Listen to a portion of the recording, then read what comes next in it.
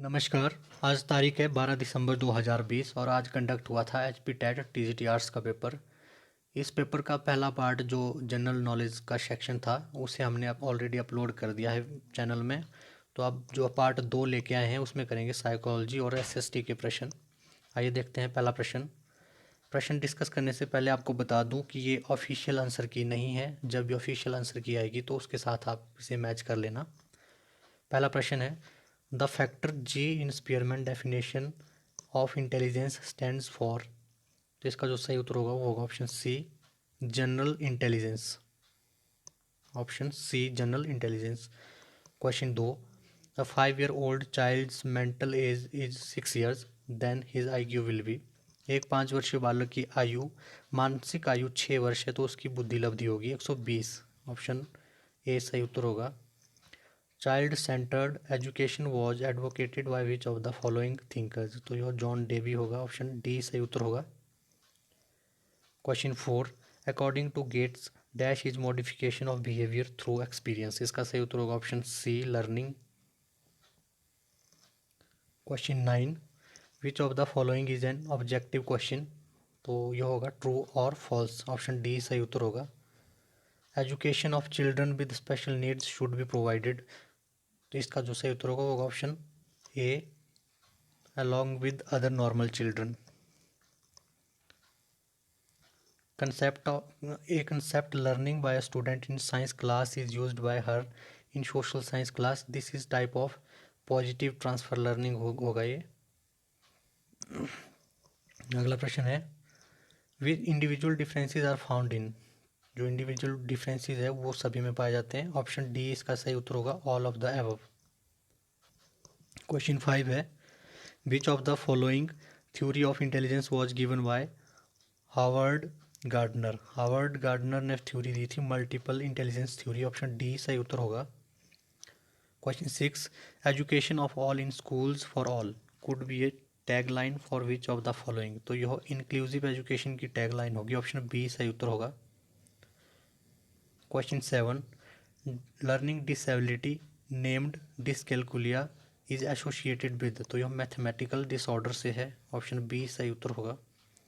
When a test measures an individual's ability consistently and accurately, then that test is known as। तो यह reliable होगा। Option B सही उत्तर होगा। Both the chronological age and the mental age of a pupil is 7 years. He may be classified into which category। तो यह normal category में classify किया जाएगा। ऑप्शन बी सही उत्तर रहेगा। Question 14, which of the following is a characteristic of a gifted learner. तो इसकी जो करेक्टरिस्टिक होगी वो होगी option B, he can feel understimulated and bored if the class activities are not challenging enough. Question 15, TAT thematic appreciation test is a projective technique used for measuring. तो यह personality के लिए होता है। Option A सही उत्तर होगा। Question 16, according to Freud which component of personality works on the pleasure principle. तो यह इसका जो सही उत्तर होगा वो होगा ऑप्शन ए, ईद, इदम। Option A, id. Out of the box thinking is related to. इस प्रश्न में कुछ डाउट है तो इसे हम छोड़ देंगे।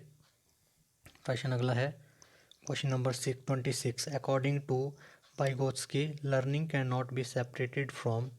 इसका जो सही उत्तर होगा वो होगा option D, it's social context. Question 27, fitting new information into existing schemas is known as. तो इसे कहेंगे एसिमिलेशन। ऑप्शन सी सही उत्तर होगा। क्वेश्चन 20 है, the real carriers of heredity are. तो इसका जो सही उत्तर होगा वो होगा ऑप्शन ए, क्रोमोसोम्स। क्वेश्चन 21, वो propounded the theory of trial and error. तो इसका जो सही उत्तर होगा वो होगा option C, Thorndike. Question 22, name the theory which advocates sudden solution to the problem. इसका जो इस प्रश्न का जो उत्तर होगा शायद ऑप्शन बी होगा। थोड़ा सा डाउट है। Theory of insight. जब आंसर की आएंगी तो आपने चेक कर लेना। अगला प्रश्न है, the teacher told Rita that she is not allowed to participate in games period as she has not completed her homework. It is an example of, तो यह एक पनिशमेंट का एग्जाम्पल है। ऑप्शन बी सही उत्तर होगा। Question 28, psychology first lost its soul then its mind and then it lost its consciousness, it still has behaviour of a kind was stated by. तो यह कहा था वुड्सवर्थ ने। ऑप्शन सी सही उत्तर होगा।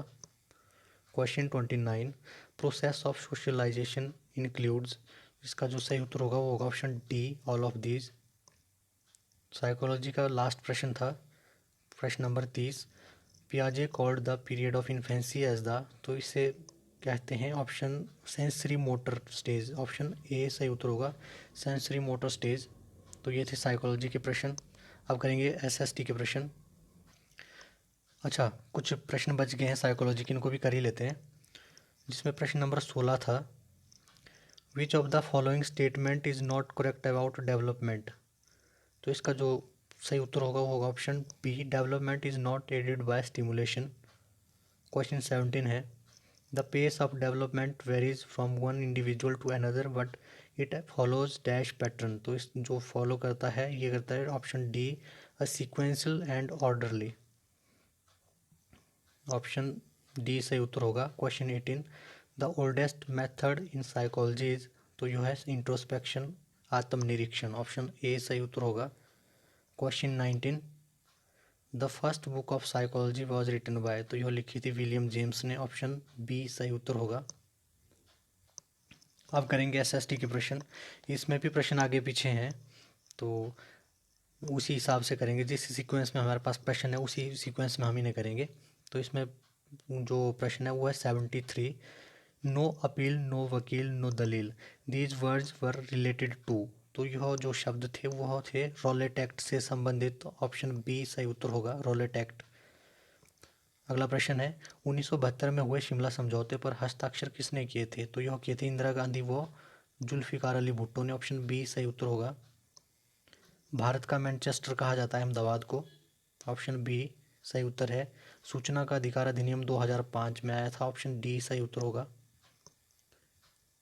क्वेश्चन 89, भारत के संविधान में शिक्षा का विषय किस सूची में है।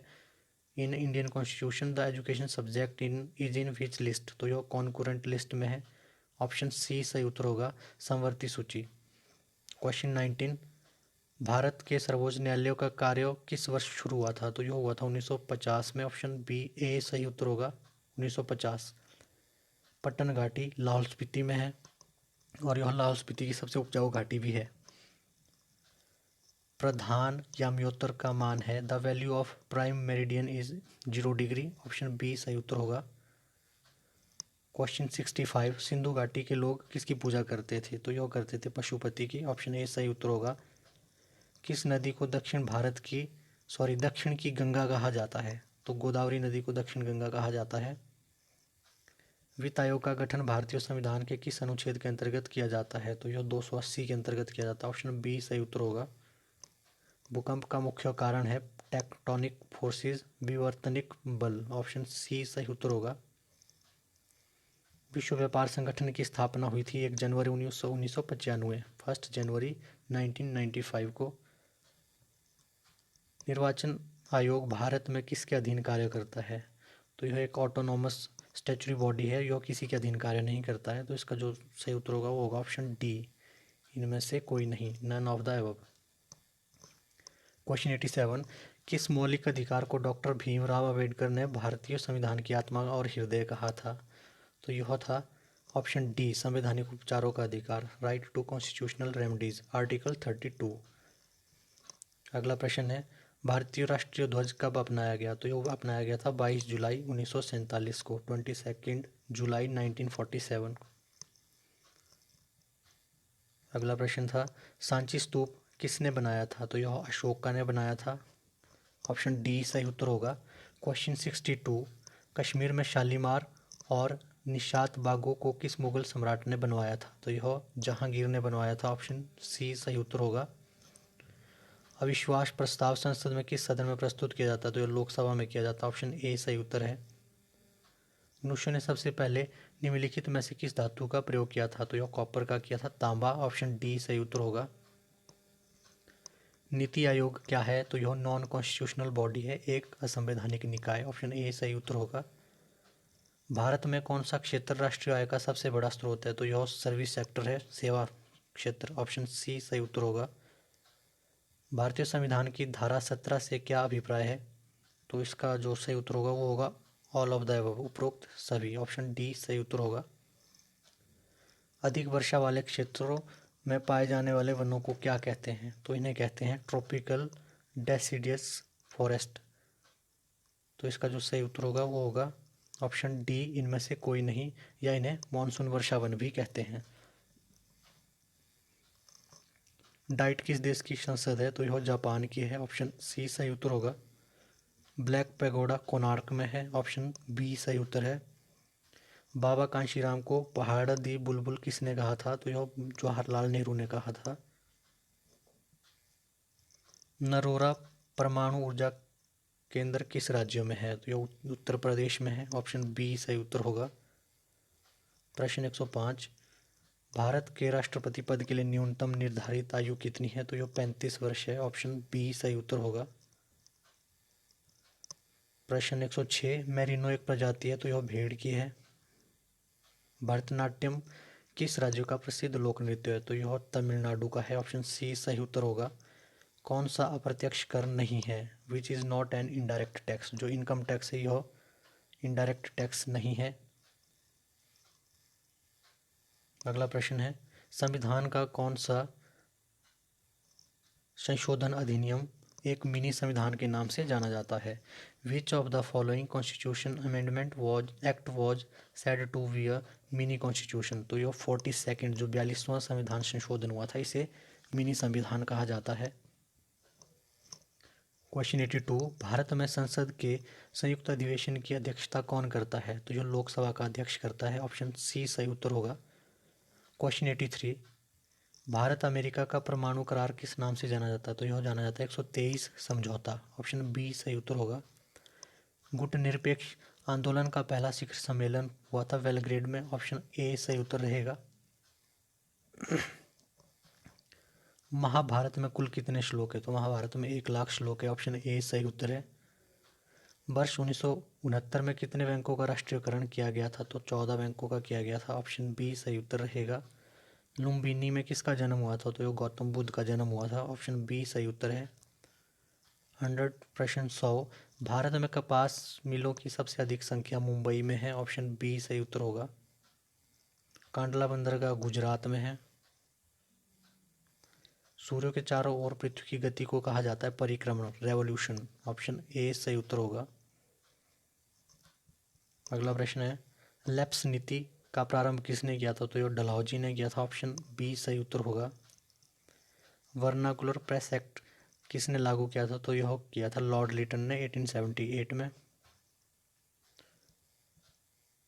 हिमाचल के किस शहर को हिमाचल का बनारस कहा जाता है? तो मंडी को कहा जाता है। ऑप्शन ए सही उत्तर होगा। प्रश्न 70, काली मिट्टी किस फसल के बढ़ने के लिए अच्छी होती है? तो यह कॉटन के लिए होती है, कपास के लिए। ऑप्शन सी सही उत्तर होगा। पारछू झील कहाँ पर स्थित है? तो यह तिब्बत में है। ऑप्शन सी सही उत्तर होगा। मैकमोहन सीमा रेखा किन दो देशों के बीच में है? तो यह भारत और चीन में है।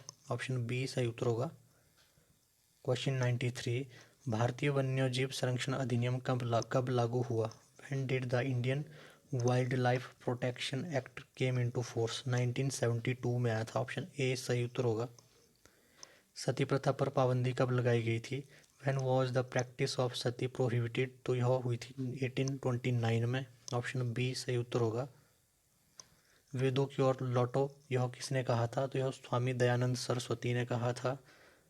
गो back the who gave the slogan go back to the Vedas? तो स्वामी दयानंद सरस्वती ने कहा था ये। अगला प्रश्न है, मानचित्र पर जलाशयों को दिखाने के लिए किस रंग का प्रयोग किया जाता है? Which colour is used for showing water on map? तो ब्लू कलर किया जाता है, नीले रंग का। क्वेश्चन 77 था, बलवंत राय मेहता समिति का संबंध निम्न में से किससे है? तो इनका संबंध पंचायती राज व्यवस्था से था। ऑप्शन ए सही उत्तर होगा।